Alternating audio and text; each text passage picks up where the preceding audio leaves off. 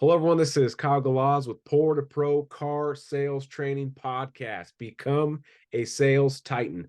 I'm honored to do another one-on-one with a good friend of mine way out of California. We met over Instagram and he hired me, and I'd like to introduce him. Rafael, why don't you tell us a little bit about yourself? Hey, what's up, everybody? My name is Rafael Castro. I work over at Delano Chevrolet Buick GMC. I've been there for 2 years now. Started going on my third year. Um, my first year did terribly. Probably averaging about 5 cars a month or so. Manager took me in there. He's like, "Hey, man, maybe this isn't for you. Maybe you should go to service." I told him, "I know that already. So if you don't mind, give me a shot." And right now I'm averaging third place at the dealership, so everybody's pretty happy with me, except me. I want to be number one. I want to, you know, take people down. And I got a plaque right here sitting in front of me for Salesman of the Month. I got that my first time in October. And with your help, because it's like I tell people at work too, that guy Kyle, he's got something. You can't just be waiting around for enough. You got to go do something. Just the other day, I was fueling up an AT4, getting it ready, ran into a sale. So things like that.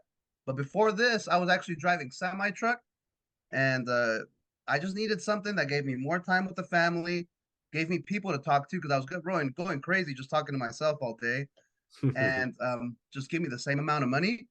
And thank God, last year I beat my trucking career by $20,000.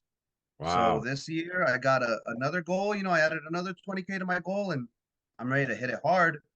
But the economy is real tough, and I don't like to make excuses. So here I am. I spend a lot of money on dumb stuff. So I figured I'd pay you to give me a little bit of your knowledge. Hey, nothing wrong with that. And there's success to be found in any economy, right? Yes. It's your mindset. It's how you approach every single day. It's how you think. It's how you live. It's how you breathe.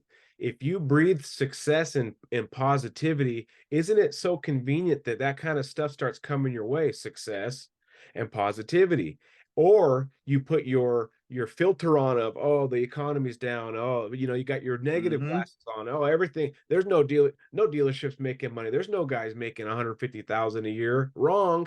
If you got those Wrong. glasses on, right, you got those filters on, yeah, you're right, you won't make big money.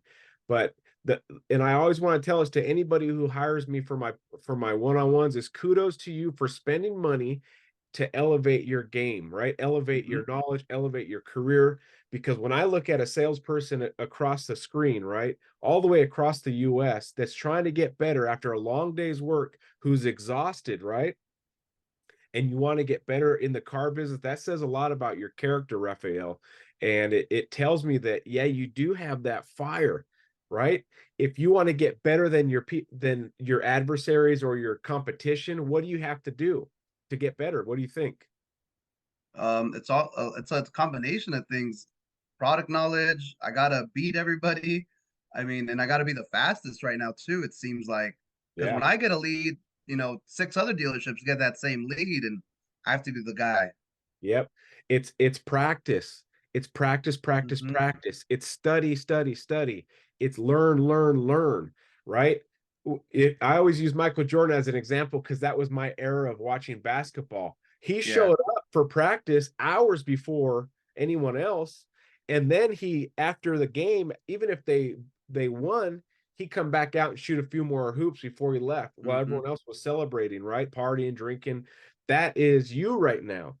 Okay, everyone at home is watching movies and hanging out, and you're here trying to learn more at 9 something p.m. Okay, that's the start. The mentality is the start, and you're already doing it. So congrats and kudos, and thank you for hiring me. Now, Thank you. you said you work at a Chevy Buick GMC Yes, sir. in Delano, California, which is not a And big city. it's not a big city. We're actually a destination location. We're not in an auto mall. We're just right off the freeway by ourselves. So the only way a person would stop at your dealership is if they meant to. They're not going to accidentally land at your dealership. Exactly. Okay, so you have some different challenges than a normal dealership, right? They can't Mm-hmm. just visit a Ford store, then a Toyota store, and then, oh, let's go check out the Chevys. They have to mean to get to you. So it's a lot of hard work on the phones and emails and things It like that. is. Kind of what you talked about in your four categories. So why don't we get started? You ready? Yeah, ready. You pumped? You excited? Oh yeah. I want to see that smile, man, because this is the kind of stuff that gets me pumped. When I get to help people get better in the car business, I get pumped. I can't sleep. Tonight after this one-on-one, I'll probably be up another 3 hours because I just like when you make a sale and you make a hat trick for the day and you're like, it's 3 a.m. I gotta go to bed, but you can't, Hmm. right? That's the excitement I have for you and helping you. So let's get this party started. Let's Okay, go. so the first one you sent me was selling the appointment. Or Yes. yeah, setting the appointment, selling the appointment. Tell me where you're struggling right now, or tell me what you've been dealing with. So what I deal with, I'll get the alert. Hey, you got a new lead. Jump on the phone, look at their thing. They're looking for a Silverado. Maybe they have a trade. Maybe they don't. So at a first initial, like I was trained. Hey, Mr. Customer, this is Rafael from Delano Chevrolet. Thank you so much for inquiring. I see you inquiring on my Chevrolet. What's a good time for you to come in and check it out? So that's what everything goes to. But lately, it's been a lot of pushback. Oh well, what do you have? Well, a lot of people don't have that. Well, do you have markups? And after two, three questions, it seems like it's kind of difficult to stay excited. And a lot of the times, that's I feel what ends it for me is not being able to get excited. Today, I had someone looking for a Yukon. There's not any Yukons in California that are available, none. So, just keeping her on the line, keep her on the line. Finally, about 5 minutes, she's like, okay, she's quit texting me. But that's the tough part I'm getting at right now is getting people excited to come in, especially since they can just go on my website and see, oh, he doesn't have any Yukons, he's not going to do anything for me, and then he stops. Yeah, So that that's there. kind of what I've been running in, and just kind of some pointers on how to be exciting on the phone. Well, there's some challenges when you don't have anything to sell, right? Mm-hmm. So it's like marketing 101. If it's not on the shelf, you can't sell it. It has to you there has to be a product for a customer to buy. If a Mm-hmm. if a car dealership has 0 cars on the lot, how many cars are they going to sell that month? So Exactly. So don't beat yourself up too much about that. A lot of dealerships are struggling with inventory, but there's certain things that are up to your bosses and up to your owners to get more inventory, right? All you're dealing with is okay, this is what I have to sell. No one's doing dealer trades right now, right? Mm-hmm. So if it's out of your control to do that, then you have to work on things that you can control. And one of the So things, it is a slim. So check this out. This is where I'm because I see the number one guy and he's not doing what the boss is telling him, right? The boss is telling me, hey, you call this guy. Even if you have a 1% chance of getting the sale, you gotta, make it and do the whole 100% and see if there's even a chance. Call the dealership and see maybe they'll take a 2,500 for their Yukon, so and I don't see the number one guy doing that. I see the number one guy picking the easiest fruit, texting all the leads he can before the people that they're assigned to get him. So that's kind of another thing I wanted to ask you about selling the appointment. How much time does the number one guy spend actually chasing down that, initial lead that's really not that doesn't seem to be that interested? okay, so yeah, you have some good points in there, but we'll get to that. When you say Okay. number one guy, how many cars a month and how many cars a year does he sell? So right now a month we're doing terribly. He's only averaging this year. Last month he got 9 or 8, and then this month he's at 9. Okay, so do you think just because he's number one, he's doing a good job? I don't. I don't. He constantly gets complaints and things like that. So But he has the biggest paycheck. I understand that, but Yeah. a guy like that that's doing those shortcuts that's at 9 right now, and and you feel like, man, I should be copying him. That's not impressive numbers. Impressive numbers for Raphael should be like, I need to get to 20 cars. The nine I car do. guy, the 9 car guy is going to always be 9, 10, 11, 12. He might have some spikes here and there, but his current habits are going to always keep him in that realm, right? Where if you start trying to do different things and trying new things that he's not doing, I promise you'll pass those numbers up. So yeah, he might be number one right now because you haven't learned new skills or techniques that are even better than what he's doing.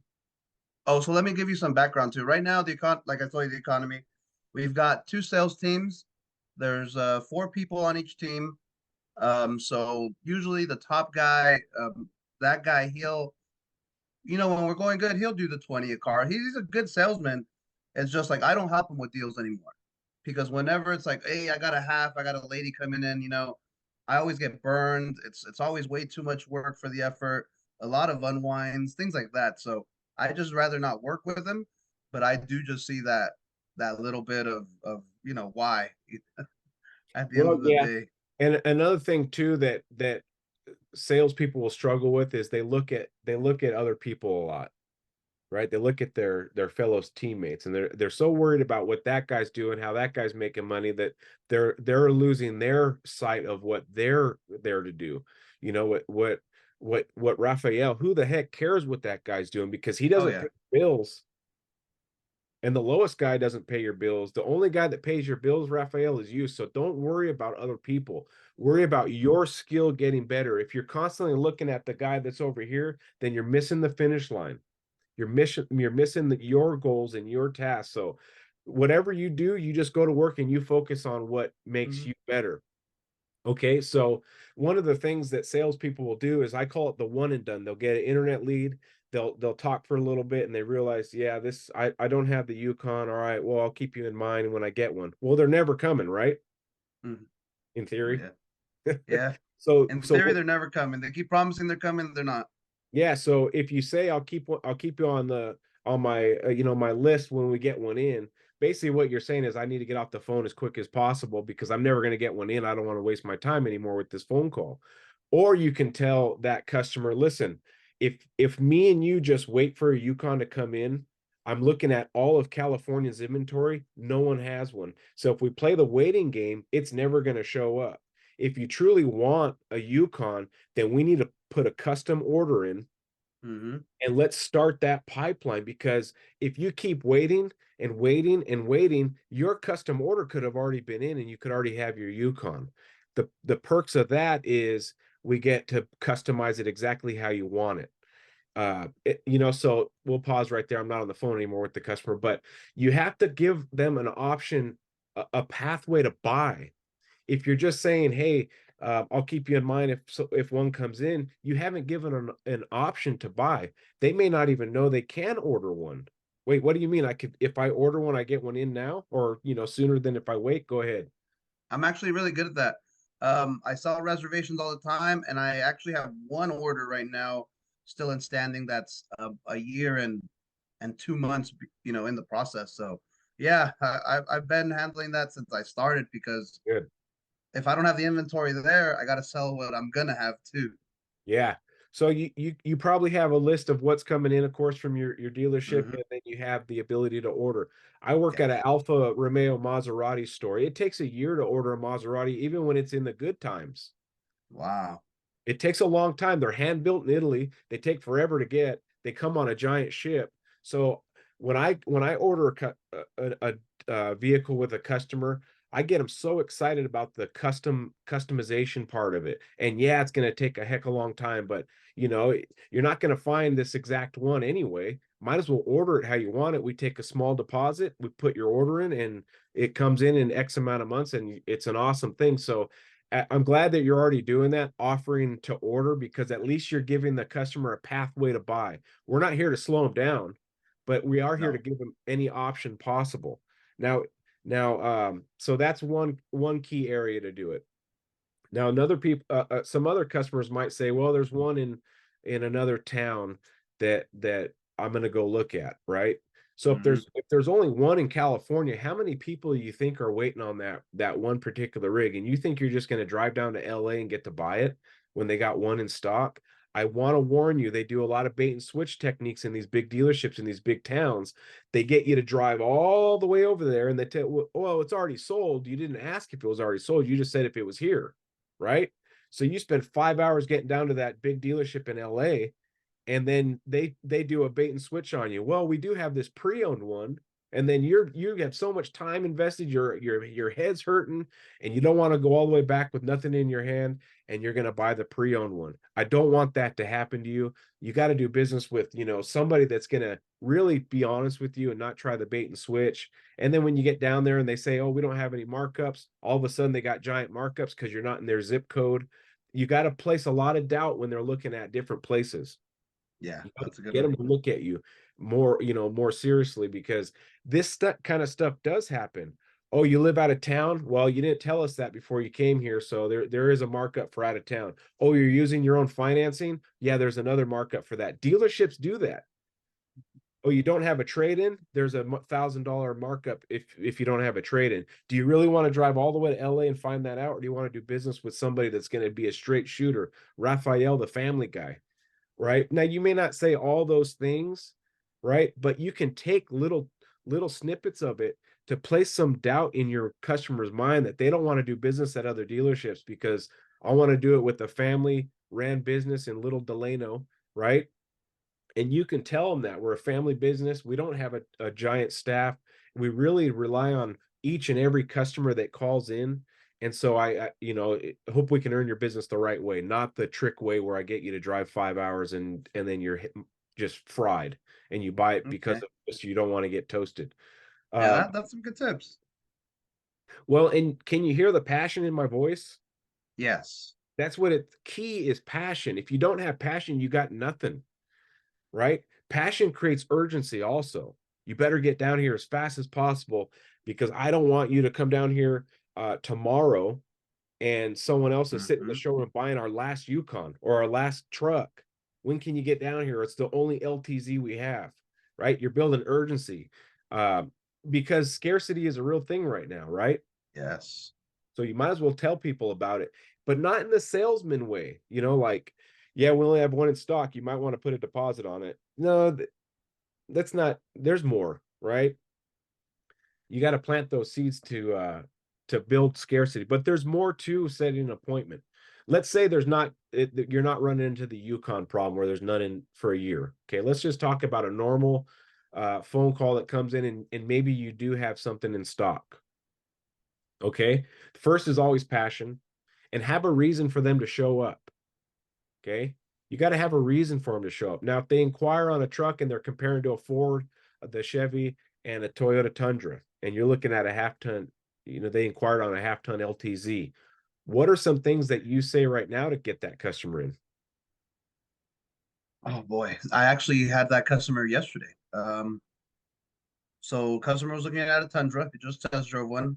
Asked him why he didn't buy it. He said he just really loved my AT4X, which is a beautiful AT4 upgrade. You know, the AT4X suede leather, gorgeous. So when I called him, he's asking if it's in stock. I said yes, it's in stock. What time would you like to be here? Um, he says, can you send me some pictures? And I said, of course. Let me send you those over right now. Send him the pictures. Hey, it's a little dirty. I'm gonna go wash it right now. What time can you be here? Yeah, I'll be there at 4. So that was kind of easy. But it was just, I don't know. Like I said, the AT4X and my products, they're very easy to sell. I find them very easy to sell.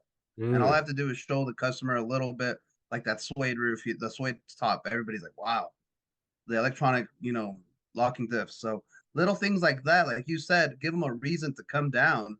So, and that was the big reason. Well, it's yeah. going to handle a little more different than Toyota. Why don't you come down and test drive it? And yeah, I'll be there at 4. Okay, Yeah. cool. So, Okay. I mean, So let me just get this straight. You believe in the AT4 product. I believe in all my products, to be honest with you. Okay, good. Now, when a customer calls in, they just drove a Tundra and they say, "What about this AT4?" Can you outsell that Tundra with that AT4? No, see, that's the thing. Over the phone, and he even got me too. He's like, "So what are the big things about it?" Honestly, I only know those two big differences.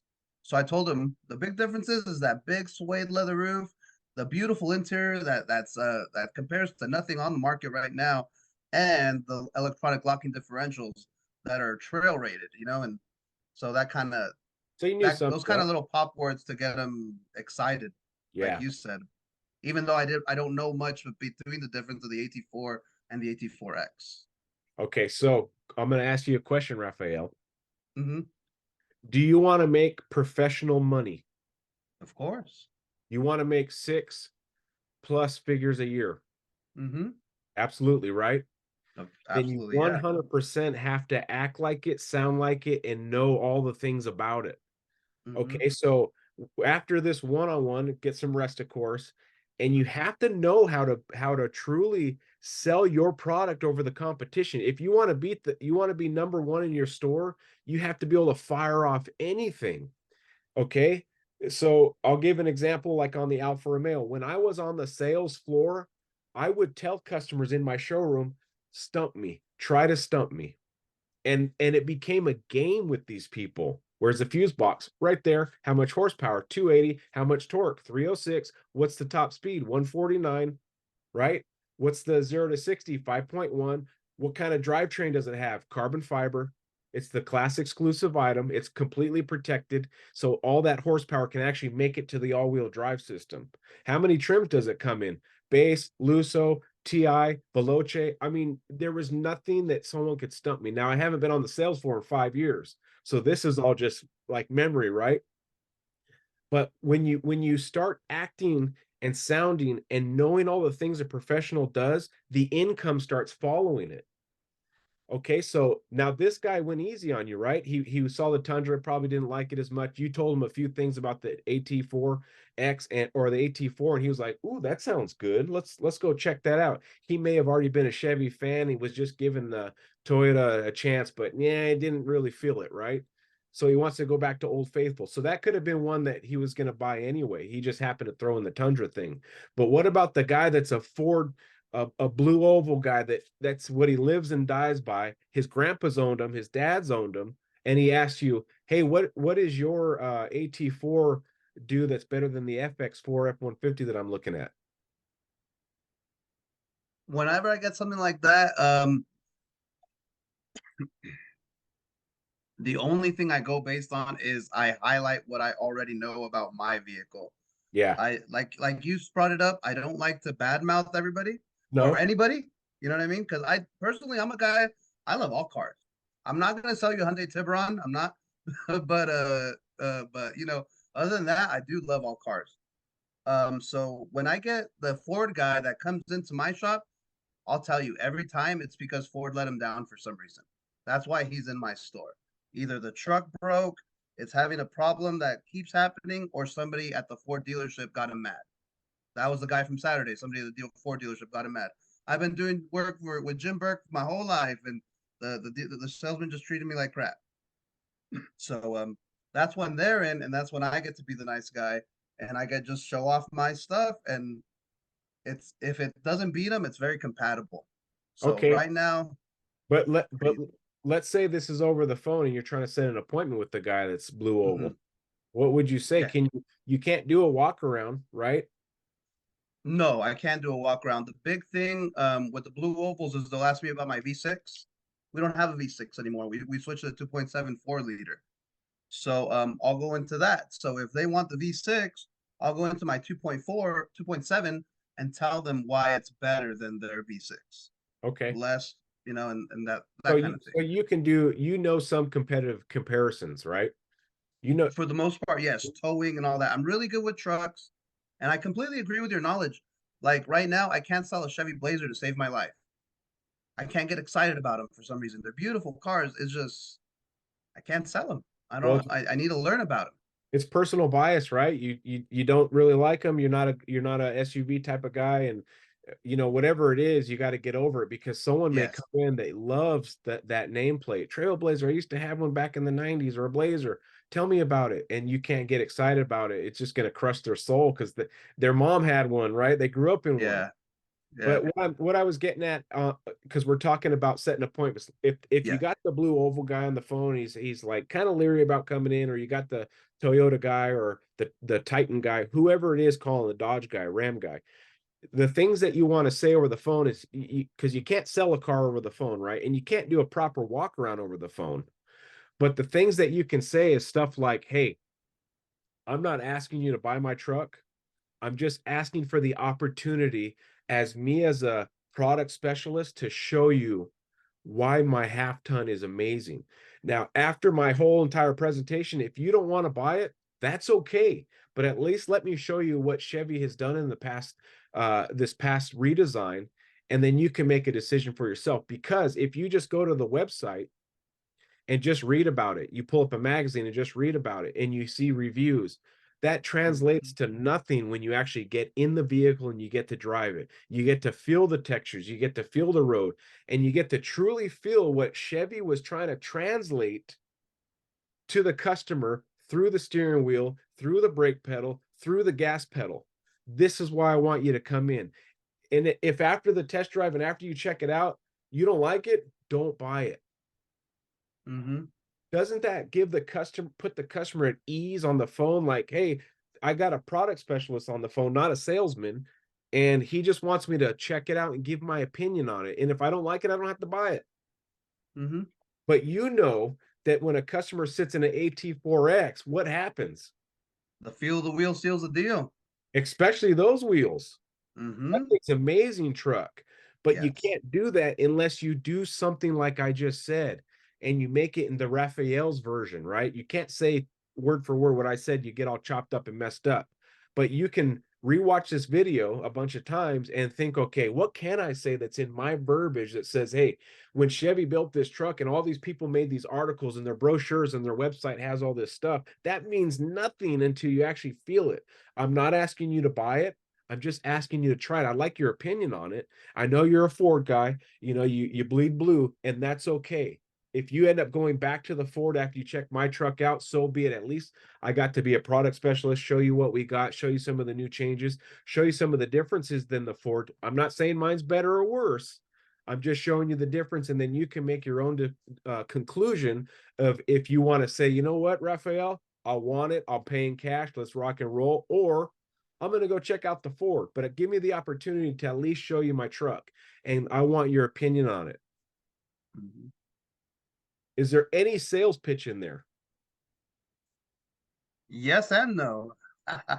Yeah. Now there's a sales pitch to a trained professional, right? Me and you. Yeah.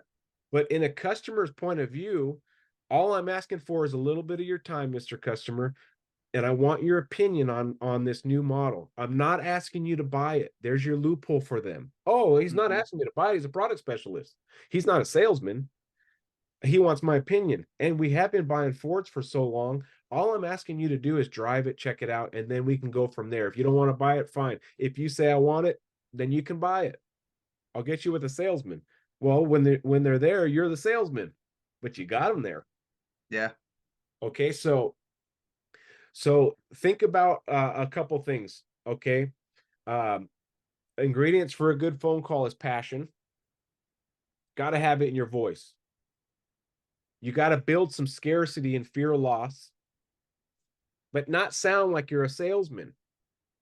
I only have a couple left, and there seems to be a lot of interest in these all of a sudden. I'm not sure what it is in the market. We got a couple left, right? You want to build some urgency. Without urgency, you can't get them to come in.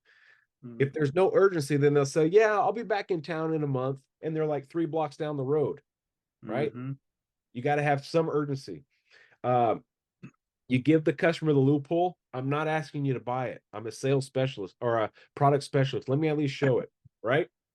And you got to have a hook. So when you have a phone call, think about a hit song. What is your favorite band? My favorite band. I love music, so I mean, there's a lot of them. Let's go with oh boy, a band. Yeah, band. um, let's see. Sorry, I just been listening to a lot of singles in Spanish lately. Tyler That's Childers, Fuerza Regida. okay. Let's say one of those bands, okay, or one of Oh, those you songs. know what? 311 is my favorite band of all time. Okay, all right. So let's do 311. The song Amber. Okay, It's a great song, beautiful right? song. It's a beautiful song. But if Amber didn't have a hook or something you could sing with, would you ever listen to it again? I mean, probably not, right? Right? It's got a great vibe. Amber is Hmm. the color of your energy. Yeah, Whoa, right? yeah. Yeah, yeah. So it's fun to sing to. but for you to want to listen to that song, it's got to have some hook. Every song that comes out on the radio right now has a hook Mm, within 30 seconds. okay. When you're on the phone, if the billion-trillion-dollar music industry has figured out customers, right? We could probably take a sample out of their book. And their Yes. sample is, I need to get a hook into these people within 30 seconds if this phone call is going to be successful. There you go. All right. It has to have a hook, just like a hit song. Hit songs have a hook that you can sing to. So you need to find something in that 30 seconds that's relatable. Are you from around here? You live in Delano too? I live in Wasco, right? Something. If your first 30 seconds is yeah, I see you inquired on a ATX4 half ton. We have one in stock. And when would you like to come in? This evening or tomorrow? Yeah, yeah. Is there a hook? No, They're gonna say, that's a well, shoot script. over your best price and get me some pictures. Mm-hmm. Oh, okay. All right. Thank you. I'll send them right away. And now you're their whipping boy. I got a better deal over here. Try again. Go to your boss, right? Or you get that hook in the first 30 seconds. Rafael, is this you? Oh yeah, this is me. Good morning, Rafael. How are you doing? Oh, good, good. It's another beautiful day here at Delano Chevrolet. How are you? Oh, we both work here, Oh, right? oh, But I'm the customer. Sorry. it's all right. I should have set you up on that. But you can see I'm not calling say this is Rafael or this is Kyle with the Chevrolet Buick GMC in Delano. No, man, I need to get that hook out there quick. Rafael, it's Kyle. Hey, what's up, Kyle? Hey, how you doing? Just checking on you. What's been going on? Oh, good, good. Where you calling from, Kyle? Oh yeah, this is the GMC Buick uh Chevy dealership in Delano, right? Oh yeah, I was just on Carfax right now. You must have gotten my info. Oh yeah, yeah. You know how sneaky we are over here. We've been watching you through the webcam. No, I'm just joking.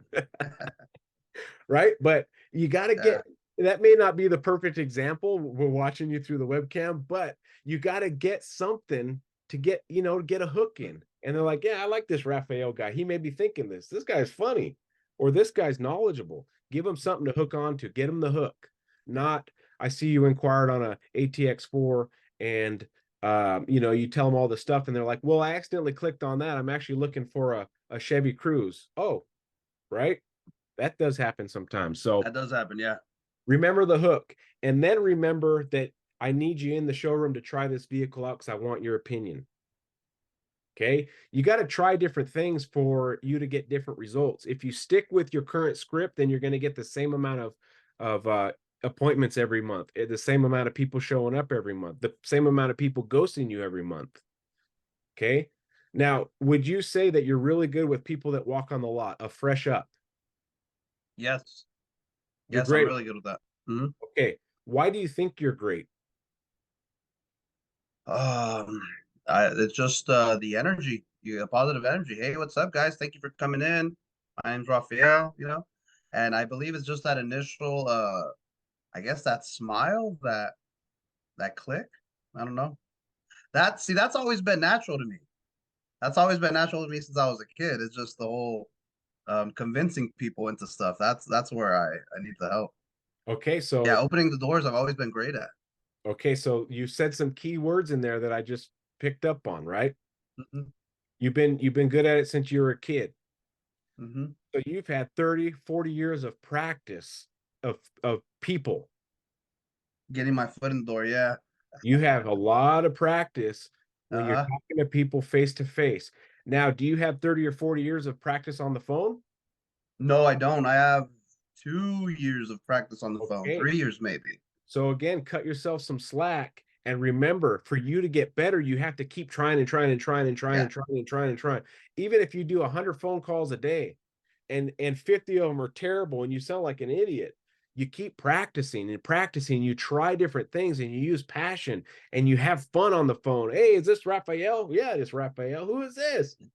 This is Kyle Galaz over at Delano Chevy Buick GMC. I don't know what else we sell. Cadillacs, right? You just keep on going. Look at you're smiling. Yeah. That is how you got to do phone calls. If I hide myself out of the screen, right? I scoot over here and I say, "Hey, Rafael, this is Kyle at Delano GMC Chevy Buick. How are you?" Hey, what's up? Who is this? Now, when I was hiding, was I smiling or did I have a regular face? Can't tell. Okay. It seemed like you just had a regular face. Okay, let me try Sounded like again. it. Let me try again. Ring, ring. Rafael, Hey, what's up? what's going on? This is Kyle. How are you? Good, good. How are you today? Hey, I'm doing good. Okay, now pause. Was I smiling or was that I have a frown? Yeah, see, that was much better. Okay, so when you're calling people, translate some of that stuff you're really good at face to face to over the phone. I can't see that person over the phone, but I can act like it. Hey, let me touch on that right now. So I'm averaging 15 to 30 calls a day. With that average, I talk to about 4 to 6 people, and that takes me about 3 hours or so. And Okay. I'm like, and I'm mentally fried after about an hour.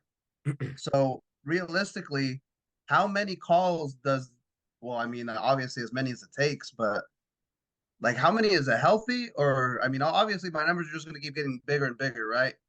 Right now it's 15 to 30, later it's going to be 30 to 45, and I'll be able to Yeah. keep that positive attitude for longer. So the reason why you feel beat and tired and worn out is because of the responses you're getting, not because of how many calls. Okay. It's the responses. I know dealerships that you cannot take it up unless you've called 40 people. Yeah, that's how it used to be. Okay, so after those calls, you didn't have any passion. You just want to get on the floor as quick as possible. You're just like, oh, you're not interested? Okay. Oh, 39 to go. Oh, yeah, we don't have any stock. Okay, 38 to go. Because you just want to get on the floor, have some fun, because that's what we do, right? We get on the sales floor, we're talking to the guys. Oh, I got that up. Let me help one. Watch this. I'm gonna sell a car. So Mm-hmm. you gotta train yourself to have fun on the phone.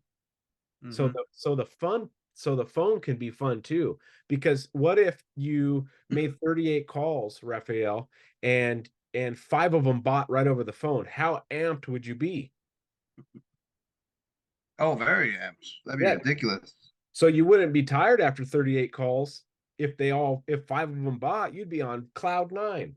Right. So it's not how many calls, it's what responses you're getting. So start having fun on the phone, start smiling on the phone. Your current skills are getting you X amount of appointments, right? And you're not happy with it. So you might Mm-hmm. as well try something new. And Mm-hmm. positivity and having fun is what you need to start applying into the phone call. And just like this conversation we're having, you're smiling, we're kind of goofing around, things like that, right? But Mm-hmm. business is being conducted right now. Can you have fun while someone is training? Absolutely. Can you Yeah. have fun when someone is on the phone? Absolutely. Yeah. Because I promise you, when they went to Chevy's main website, Chevy USA or whatever it is, 5 dealerships called them. Who are they going to want to see? The four guys that read scripts or this crazy Raphael guy over at Delano? Mm-hmm. They want to go talk to this guy, Yeah. right? The Ninja Turtle of Delano, Raphael. Yeah. Right? You just got to have fun on the phone and do those things that we talked about. Have the hook, practice a ton. You only have 2 years of phone skills and 40 plus years or 30 plus years of people skill. You just need more practice and you will start getting really good. Okay. How long did we do that? That we still got You know plenty of what? I don't know. that. We were on it right there. I've Let's been keep getting, yeah, just into it.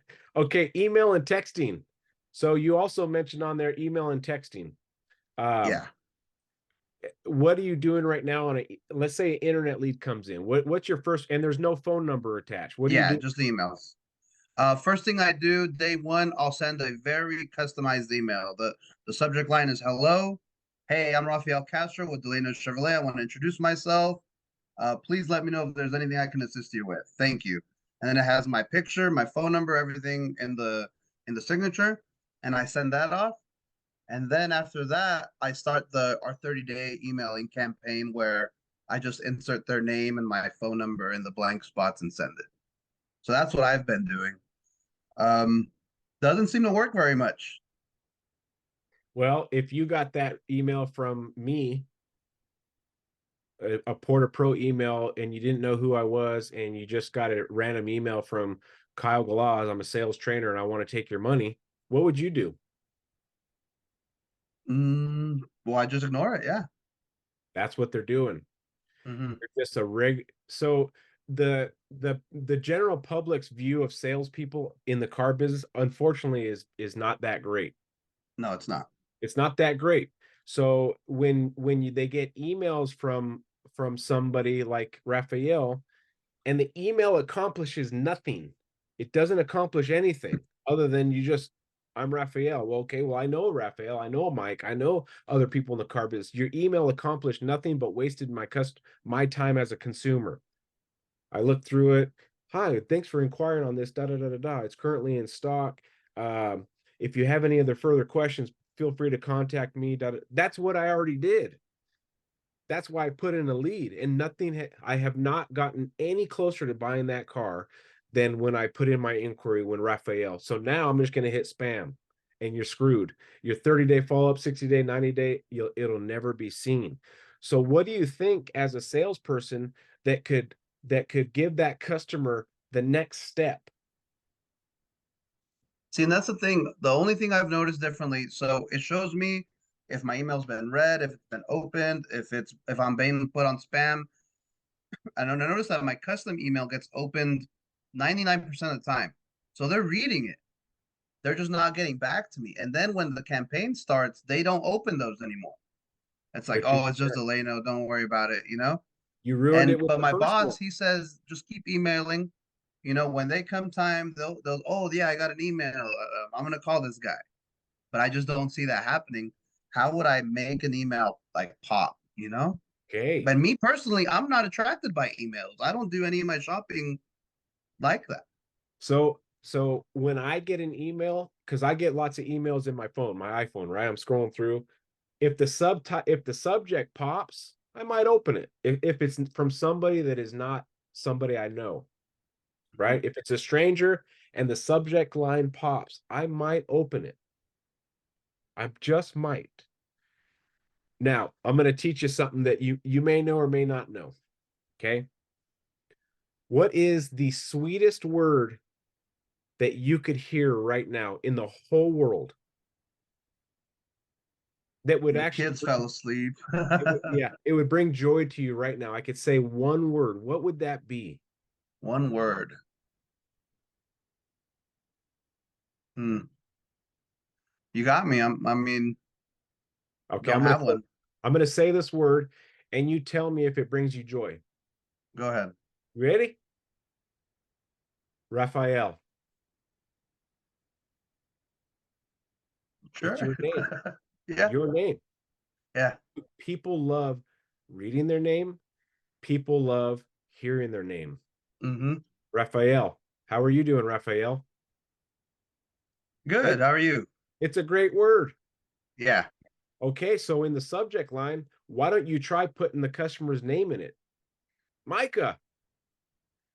Micah dot dot dot. And be like, what? Who's this? Right? Because if you put thanks for your inquiry or Suburban, Chevy Suburban, they'll be like, spam, right? But if they see their name, that's gonna stop them for that one quick hesitation. Correct? Mm-hmm. Okay, so you put their name in the subject line, and then do you notice on certain phones when you're in the email, the first few words of the email can be seen from the inbox. Yes. Okay, so those very, very first words can be visible from the inbox without opening it. Correct? Mm-hmm. Okay, I know my iPhone does that. I can read like the first 3 or 4 words and then I open it. Yeah. So first 3 or 4 words don't need to be thanks for your inquiry or hey Michelle, thanks for your inquiry. They'll be like, what? Spam. So you got to put something in those first few words that can catch their eye. Like, I can't believe we have one. What are you talking about? What do you mean you can't believe it? You know, you got to again practice with that. Try different things. and start watching. This is great that you can see that they opened it and read it. Yeah. Okay, so try those different things and watch your percentage of read go up. Now, after they open it, now what do we do? Okay, you got to give them a path to buy the car.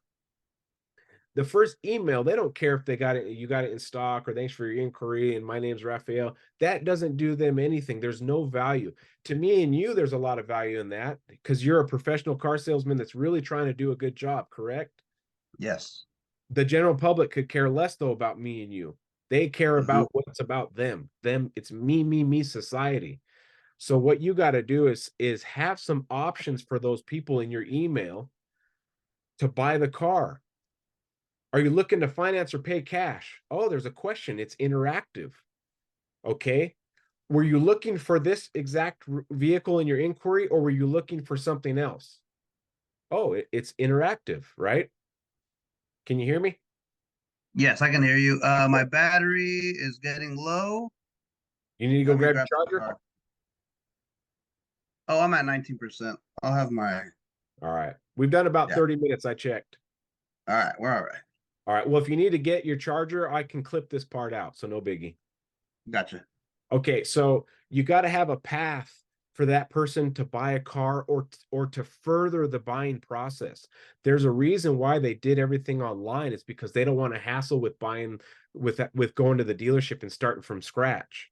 These are the people like me and you that want to inquire online. Do you have this in stock? What's my payment going to be? Right. And then when they come in to buy the car, they just want to sign and get out of there. That's why they went online. They want to speed the process up. But if you take them back to ground zero when you send an inquiry or your email back, you've done nothing to further their process. So you need to find out, are you paying cash or are you financing? Oh, you're financing? Here's the link. Click here to apply for credit. Put it in your first email. If you're paying cash, ignore the credit line, right?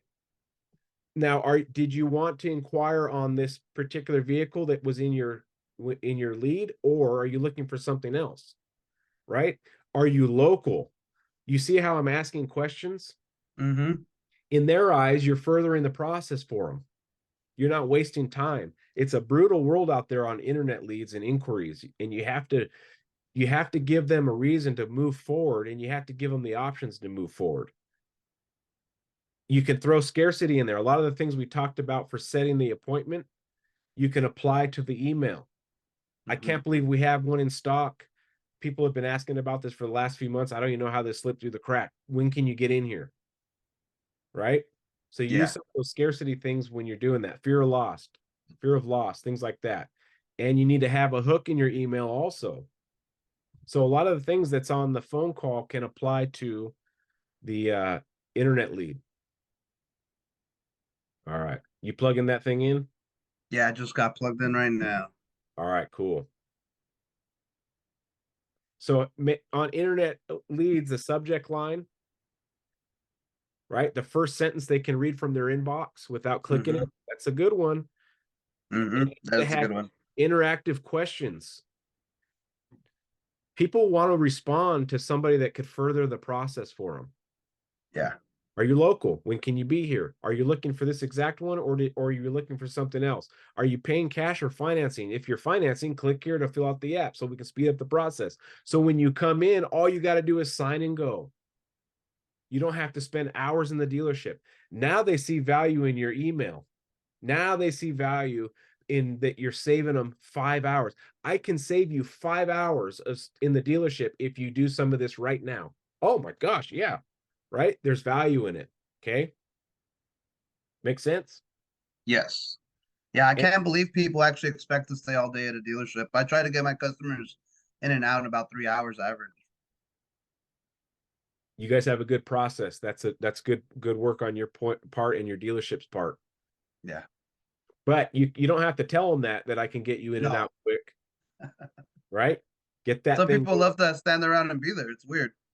Dealerships are fun. I remember going to them when I was little. I'm like, wow, they got hot dogs and popcorn and soda. I love this place. I don't want to leave. There's people still like that. They never grow out of it. They're adults that like going to dealerships. And guess Yeah. what? They buy too once in a while. You Yeah, they just do. gotta hang out with them for 3 years and then they But you know what's crazy is they eventually buy. Yes. Okay. Yes. So email and texting. So texting, um, similar thing. You don't want to just Yeah. plug them and say thanks for your inquiry. You want to have something. You kind of get the gist of what I'm trying to say on these emails and phone Hmm. calls. Give them something, give them some pizzazz, give them some Rafael pizzazz. Give them what, are you married? I am, yeah. Okay, give them what you did to get your beautiful wife, Oh, I right? don't want to offend anybody. But you know what I mean, right? Yeah, I know what you mean. Yeah, man, where's that rap? Don't lose that. Don't lose that Yeah. excitement. Don't lose that pizzazz that got you where you're at. That's the tough part with age, man, to be honest with you. That's what I'm fighting right now. Yeah, man, Not being don't. the old man that falls asleep on the couch. Hey, I do it all the time too. All right. So another thing that you mentioned was Facebook, TikTok, Instagram. So social media for people that are middle age or 40 or 30, it's different than the people growing up in it right now. These Mhm. people are these young kids are savage at editing videos, making photos. I mean, they're amazing, right? But are they savage at doing that and savage at being a businessman? Raphael could be both, Mhm. right? Both is scary when you can start visualizing what things work and what don't. Now I'm going to ask you a question because this pertains to me and you. Why did you reach out for a one-on-one training session with me? Because I saw value in the Poor2Pro lectures that you have on Spotify. I feel like your advice has helped me.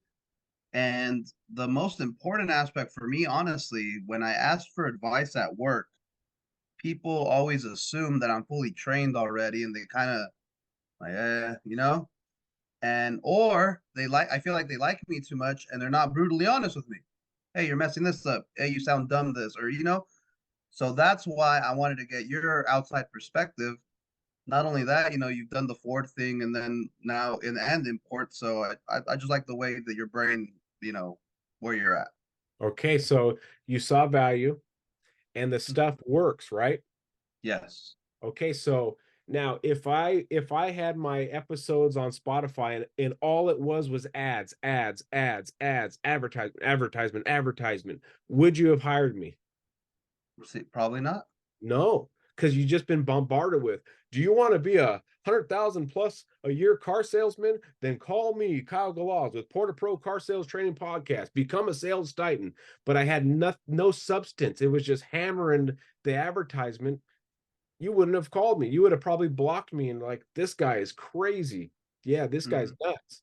Okay, so on social media, because that's how I do everything, I have to do things that build value in a customer's eyes for them to want to do business with me. What does a car salesman do to build value? If you just keep posting and hammering this for sale, this just in, this in, you're going to lose people following you. But what if Rafael found a feature on a vehicle that he absolutely loved and could dissect down to the smallest atom and make a video about it? Hmm. What about the new ATX, the suede and headliner or whatever you said, Alcantara? Yeah. Yeah. It's the suede headliner. So that's actually one of my most popular subjects. When I go on TikTok and I focus on the vehicle, I highlight the paint, the wheels, and use like a silky voice, and those are my most popular videos. They'll get 15,000 views, 1,000 likes, and so I know that's what people want.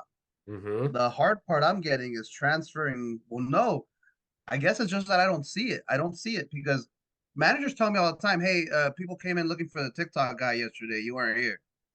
So I see it working.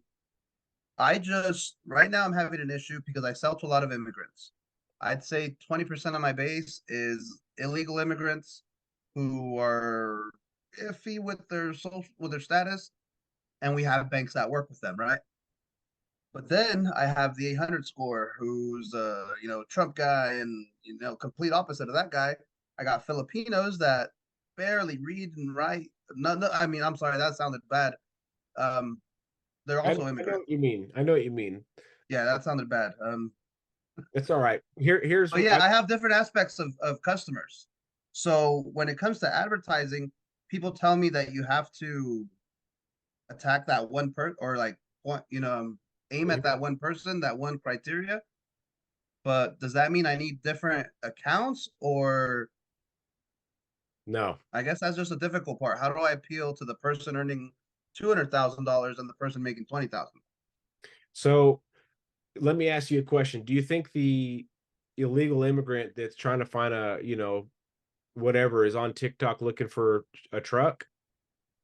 You know what? Some of them are Okay. Then you're doing because it they're right. they're in their 30s. Okay, then let's pause. Okay. We're talking about social media, how to get people in it. Yes. Don't worry about who sees it. Okay. The fact is you need to get the views. And what you need to do is, and you're already kind of on it. Don't worry about the demographics and who's seeing it and different people. The fact is you want views. And the only way you're going to get views is if you have value and people will start following you, right? And the way you get value is by talking about vehicles. Now, don't necessarily do a whole vehicle's features. It has 22-inch rims, it has four-wheel drive, it has this and this, it has that and that. Talk about one specific feature and keep that video 30 seconds. Hey, I want to Mm-hmm. talk to you about Apple CarPlay. We know Apple CarPlay, but not everyone does. You Mm-hmm. simply take your iPhone, boop, you plug it in and watch the machine, watch the dash turn into your iPhone.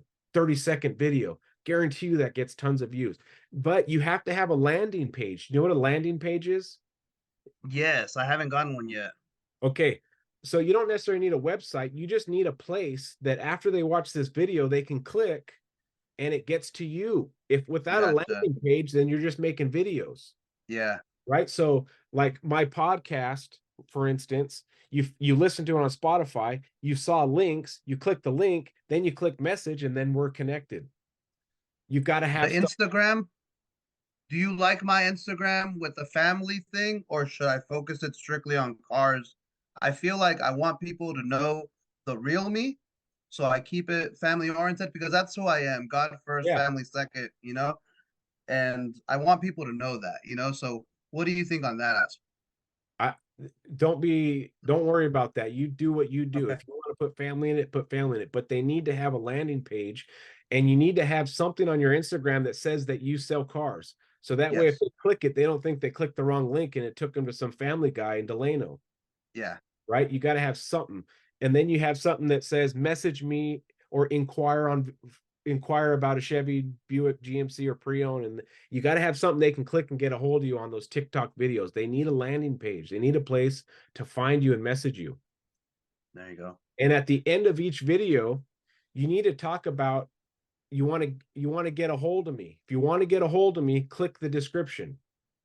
Tell them how to get there because they can't guess. They're not going to always be able to guess, Yeah.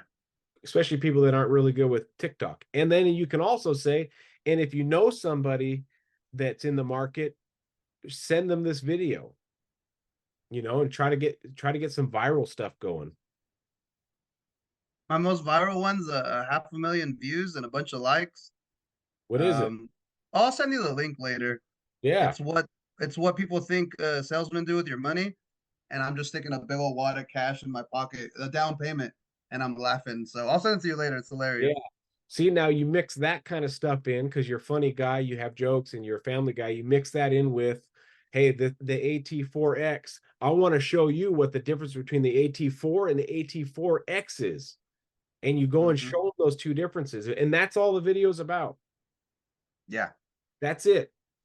Okay. So start doing stuff like that on social media and make sure they have a landing page and use our relationship, how we got in contact with each other as an example. I saw value in the podcast. The stuff was working. I saw value in Kyle.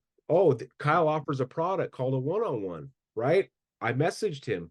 It's what we just did accomplished is what Hmm. you're going to do with your people. They just have to Yeah. find a way to get a hold of you. Okay. All right. Now, the last thing you were talking about is closing on payment. Tell me about that.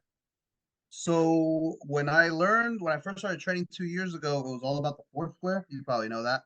Hmm. And the again, going back to my demographics, I get really, really cheap people. And I mean, it's probably everybody. Everybody wants a bargain. Everybody wants a sale. Everybody wants the best price.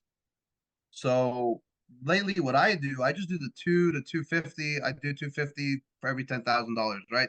So if I'm outside, Mr. Customer, let's not worry about the price. I just want to make sure this is the vehicle for you, and then we can worry about the price later. Roughly every $10,000, you're looking at $250. So this truck will be $900 a month, and roughly, give or take. But if we stretch it out, if you get a great interest rate, so don't worry about it. Let's focus on the truck, and then we'll move forward. And that's how I like to do it.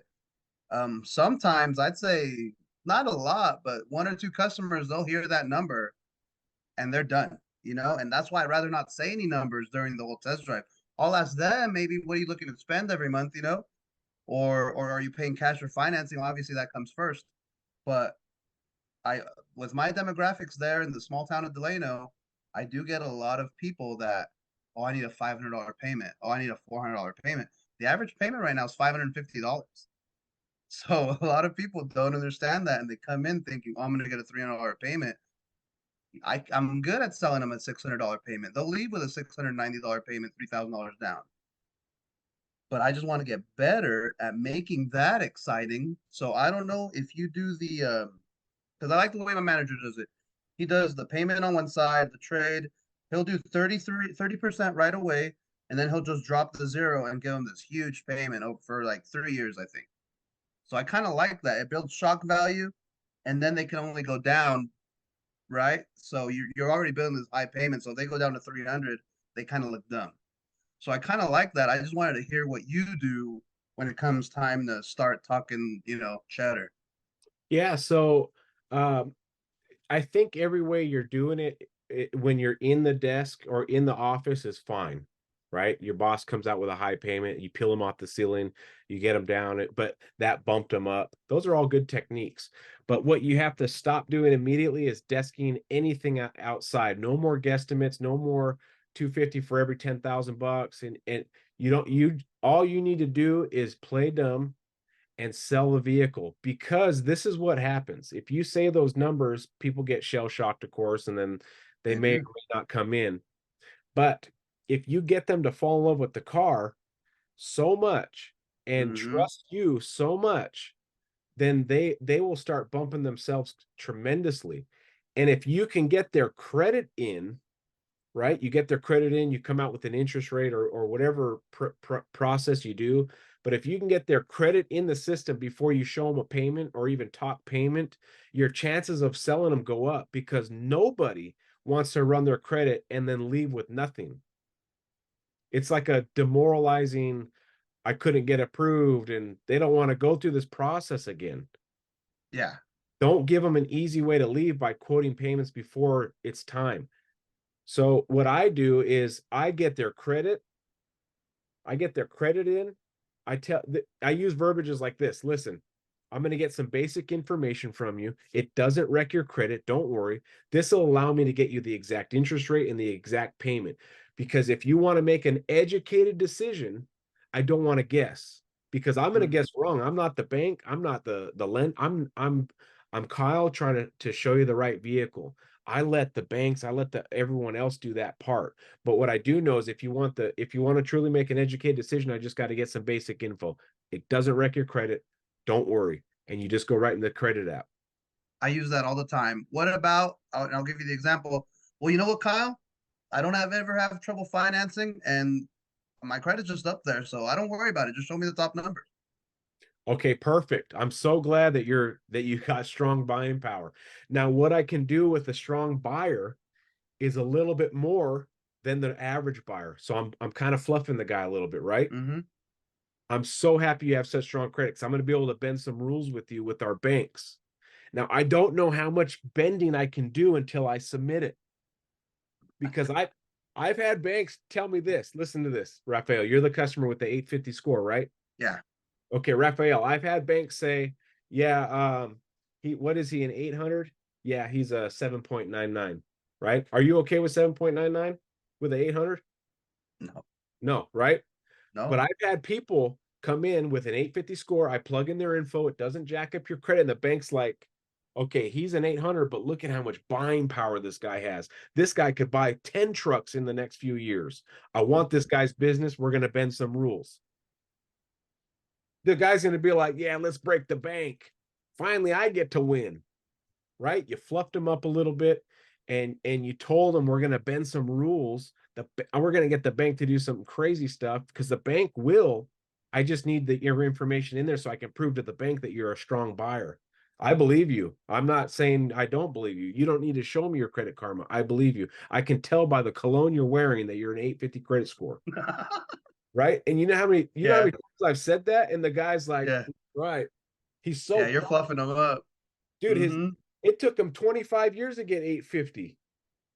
Okay. It's okay for me to congratulate him, but to get the credit out of him, I have to give him something. And the something, right? The hook is how much can we get these banks to bend once they see your score and your buying power. It's more than just score, it's depth, it's Mm-hmm. income.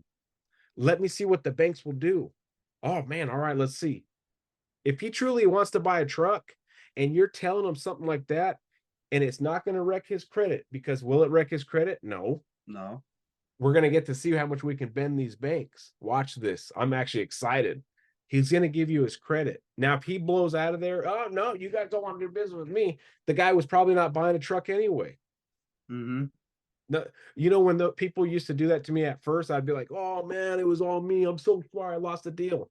But then later in the business, I realized that guy he probably wasn't buying anything. I just need to water off a duck's back, man. I'm not stressing Yeah. about that, right? I'm moving That's on. the that's the hardest part because I'm the hardest person on me. I mean, obviously, I'm pretty sure all good salesmen are the toughest ones on them. But I mean, man, I remember I think it was like my first month. I remember I was there on my weekend off, and I'm there all weekend, and I didn't sell nothing. Man, that Sunday I got in the car, tear come down my eyes, just driving home, big loser, you know. And it's just those low points that when that you get to the high points, like that plaque I got for Salesman of the Month. I mean, man, it just makes it worth it. And I know I'm gonna be number one there one day, you know. So I just got to get that. No, you know, because you are. You got to truly believe it, and you got to go in Mm-hmm. every day with that mentality. Now, if the guy that's selling more cars than you is getting leads before you, then you need to get there earlier, and you need to Yeah. get the leads. And the first thing you need to do when you walk in and clock in 10 minutes early is say, "Boss, I need some leads, man." All right, that guy's hungry. When salesmen tell me that as a sales manager, I get them leads because I know that guy's going to sell a car today. I don't want Yeah. my leads going to the guy that's like, another day. I'm like, yeah, you ain't getting no internet leads today. Yeah. But if Yeah. Rafael comes in and is like, watch this, send me some leads. I'm selling some cars today. Move, right? And not worry about the guys to your left and right. You worry about that finish line.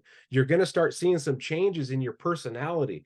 You're positive all the time. You don't get in the huddles. You don't talk negative about the dealership. Every dealership has politics. Every Mm-hmm. dealership is imperfect. There's not one perfect dealership, right? You said Jim Burke Ford. Jim Burke Ford's been there since 1903 or 1910, right? They've been there since before they were Haberfeld Ford, right?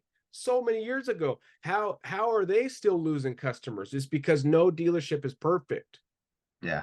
So when you go to work, know that my boss may not be the best closer, but man, the guy's still trying to make some money for himself and his family.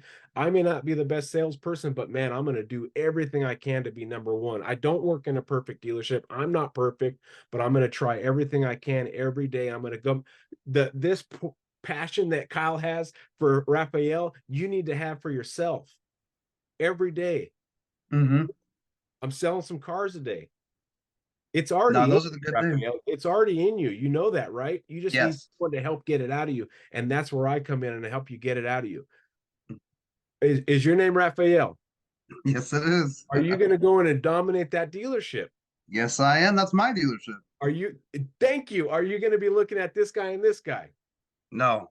No, man, you're going to look forward at the finish line, and you're going to start doing all the things to get people in with passion and the hook, and making videos about certain things and interactive questions on emails. I mean, I got a list of things that you can do, but you got to Yeah. go in there with that attitude, that positivity, and really make it happen. Mm-hmm. I like that. Thank you. Anything else? Um, You're just about No, man, I can't really think of anything else. Everything else is just me getting up earlier, being there more. I can't think of anything else, to be honest with you. I'm growing. They're calling me in to close. Hey man, I need a turn. Hey, go talk to this customer. He's mad. Hey Castro, this lady's mad. Call her, fix it for me. So I'm there. I'm making myself more valuable. I just need to yeah. get this year is just worrying me because of the way the economy is, because we're all in single digits still and it's the 20th. Okay. So it is a little scary, but I'm not going to grind. I'm not going to let the economy dictate my income. Oh, because right now I know salespeople they're at 20 cars for the month. I know Yeah. salesmen are at 15 cars. So it's not it's you. It's you Hmm. making successes out of anything and anywhere. And you can branch out, start advertising and do you use hashtags a lot? I don't. I don't Okay. have to learn about that. Okay. So when you do a hashtag, let's say you do hashtag Bakersfield, Hmm. people on Instagram or Facebook, when they're looking at stuff, your stuff might populate in their feed because they're from Bakersfield and it's part of the algorithm. Hmm. So so you're in Delano, right?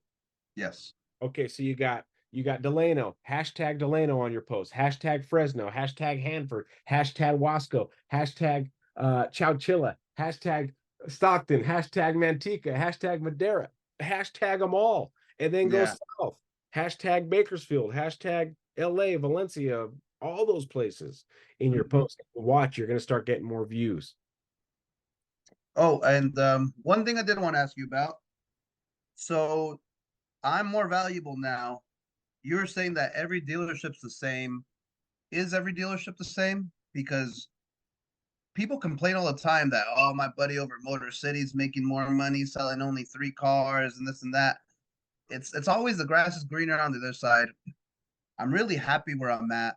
My leadership is great. My team is great. The only complaint I have, honestly, is I can't trust my GSM. Um, and he hasn't done anything to like make me awry of him, but it's just something about him. It seems like he tries to use sales tactics on me. It seems like he protects his top producer a lot. So that's the only complaint I have. Is there a chance that other dealerships pay substantially better for my skills, or just bunker down and water your own grass? Well, here's a couple things. I didn't say all dealerships were the same. I said all dealerships they have flaws, Mm-hmm. and all dealerships are not perfect. Dealerships do pay different though. Mm-hmm. They do pay different. So that's something that you need to really do research on. Before I moved to the dealership that I went to, I had somebody call ahead of time and find out what their average salesman was making.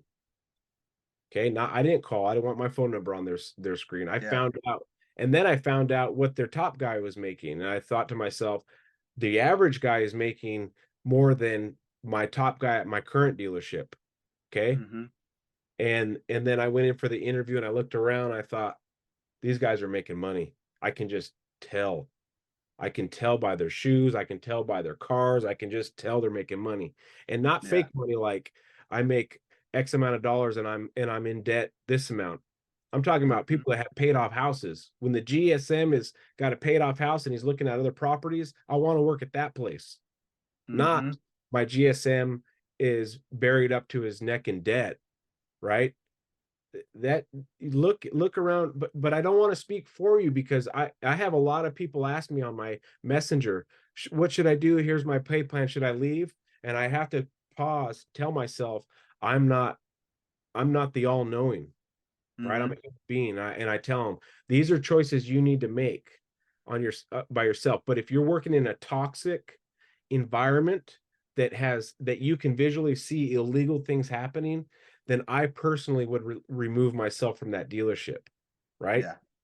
Yeah. So this is for you. This is not for me to say. Now, No, definitely. are you making six figures yet? No. My first year, I made exactly what I would make on a truck. My Okay. second year, I got $20,000 over. So, I mean, I could tell you if you like. I just don't share that kind of No, information. don't, But don't tell me. yeah. Just know that you can make 100,000 or more at your Yeah. dealership. You Yeah. just have to be the celebrity guy at your dealership that everyone comes and asks for. Hmm. But you got to stay in one place for that to happen. You can't bounce Yes. around.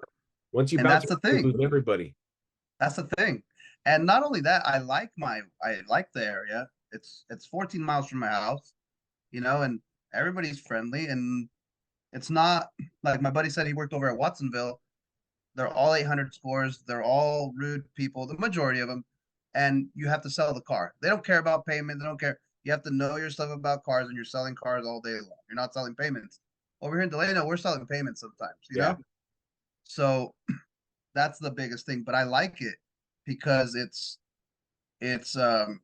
what do you call it? It gives me enough to do. Like right now I'm overwhelmed. I probably got 40, 50 calls waiting for me at the desk tomorrow morning. I got, a lot of things to do. So I like it. I like where I'm at. But it's just that, like, am I worth more? Is there people that are gonna pay me more? I'm number 3 last year. If I'm number 2 this year, number 1 this year, will somebody else pay me more for my skills? So that's That's the only thing I've been contemplating. that's a possibility, but try Mhm. not to think about that too much because you'll get unhappy. You'll start thinking No, the I don't. greener. But it Yeah. sounds like you know what you're doing there. But know this when staff changes at the dealership, right? Because it always happens. No one stays at a Hmm. dealership forever. Maybe somebody leaves that's above you, and all of a sudden you're the guy. Boom. You're the Hmm. no-brainer guy. He's already helping new guys. He's already training people. He's already the closer. He's already does inventory. He helps with appraisals. Hey, Rafael, you're the new sales manager. There's your 150,000 or more a year, or 120 or whatever they pay. Okay. Yeah. There's lots of options there. Now, the GSM you mentioned, did he get hired after you or was he there before you? Oh, he's been there before me. Okay. So does he seem like he knows what he's doing? Yes. Oh, yeah. Okay. Then what I would suggest is get to know him. Because Yeah, we maybe get along fine. I've been to his home. It's just, I don't know. I don't. I'm very intuitive with people, and we just can't click 100% yet. It's just so weird. Well, there's people like that in my life that I cannot click with, and they're strictly a business partner, and I say hi to them, we talk business, and I move on because I don't click with that person. I I've it noticed. I feel like he uses like the what is it? The 70 steps of power, something like that. Like he always stays a little bit retreated from his staff. So I think like that might be it. Yeah, it could be his personality. He obviously knows what he's doing if he's a GSM, right? Exactly. So Yeah. you trust him, trust his process, and just stick with business with him. Don't worry about getting to know him more, and don't worry about this. He's probably a good guy. He just He has to is. keep people at a distance for his own being. But for Hmm. you, all you got to worry about is you and that big old fat paycheck. Yep. And then if you ever need anything, you let me know. Message Okay. me Yeah. anytime. And Definitely. that's pretty much it, man. If you have any other questions, let me know. Otherwise, we'll sign off. And I appreciate you doing a one-on-one with me. No, that was great. Thank you so much. I appreciate your time. All right, Rafael, you have a good night. Yep. You did too. Have a good one. Bye.